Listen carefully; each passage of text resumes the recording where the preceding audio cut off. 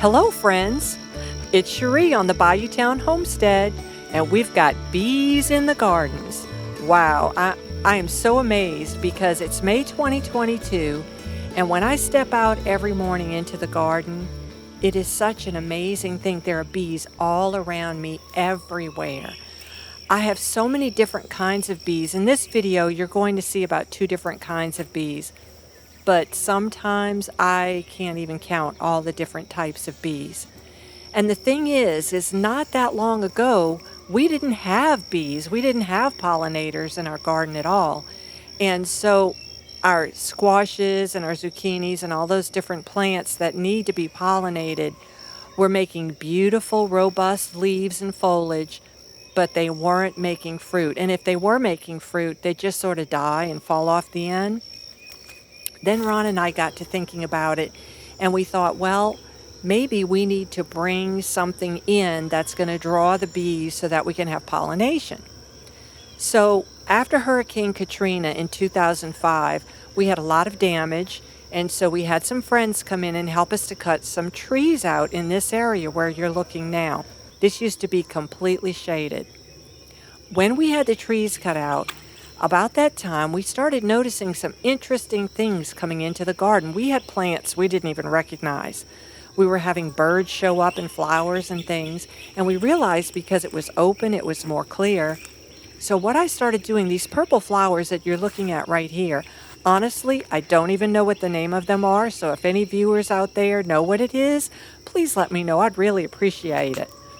Well, we had a situation where those things right there started showing up all over in my yard. I didn't have grass, it was mostly sand, and I couldn't even grow weeds. So I started digging those up and moving them into this garden. Now this is right outside of my front door, and I want to apologize straight up to you that we've had an enormous amount of rain. My husband and I were getting over a very bad virus, and so I wasn't able to get out and clean and weed eat and all of that before the rain started. So these plants are so overgrown, it's difficult to see down the paths and stuff. But in future videos, you'll be able to see better what we have going on here. So it's kind of messy right here in this video. But I wanted you to see the bees. What you're seeing here is just a small portion of what's going on around me in this video. They're all around me humming and just going crazy. In fact, this particular morning that I was taking this video, I stepped out. There were so many bees. I want to say at least 4 or 5 dozen. And I'm not kidding, really. And so they were just everywhere. And I grabbed my cell phone and came out and started taking these pictures. So what we did, we were experimenting. And what we thought we'd do is plant these wildflowers in this garden. And then we started bringing in other wildflowers that people had donated to us, like daisies. We have a variety of different things that grow, but mostly these are the flowers that started the whole thing.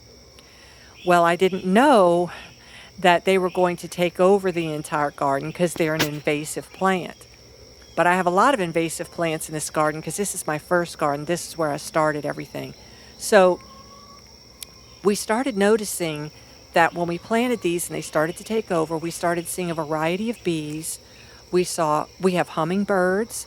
We have all kinds of different pollinators, including wasps, moths, and we have interesting type of dragonflies. Some of them are so transparent, it's even hard to see what they are. But anyway, the bees are like this every single morning. All of those pollinators show up. We have them in the morning, throughout the day, in the evening, butterflies, all kinds of butterflies, beautiful things. And it's just amazing to me how much this entire environment has changed. So what we do now is whenever we plant in the food forest, the first thing I do is I move some of these flowers in there and other flowers. And what I'm trying to do is to get the pollinators in there first. So you can see I have daisies there. I have these purple flowers. I have strawberries underneath there. There's all kinds of stuff going on. And there's flowers that you don't even see in here that I didn't capture. But it changed everything. It brought the pollinators in. So now we do it in every part of the food forest. And that's the first thing we do to bring in the pollinators.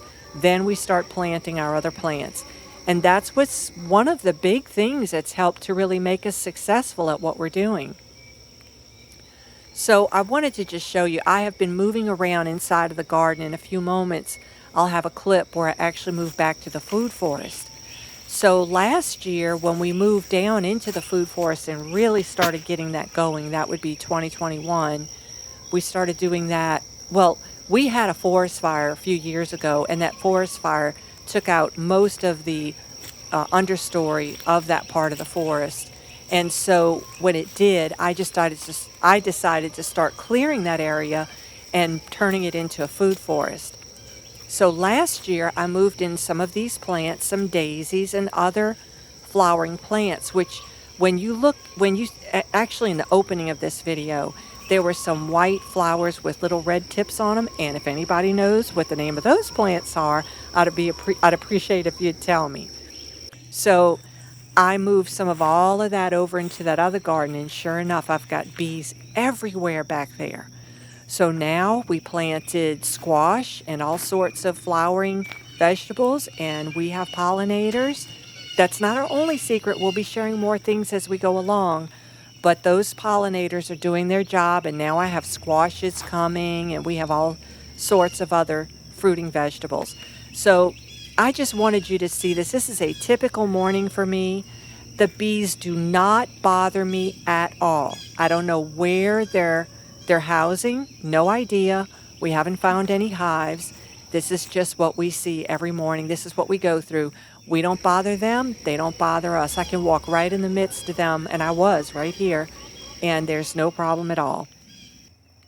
So I wanted to leave you with this.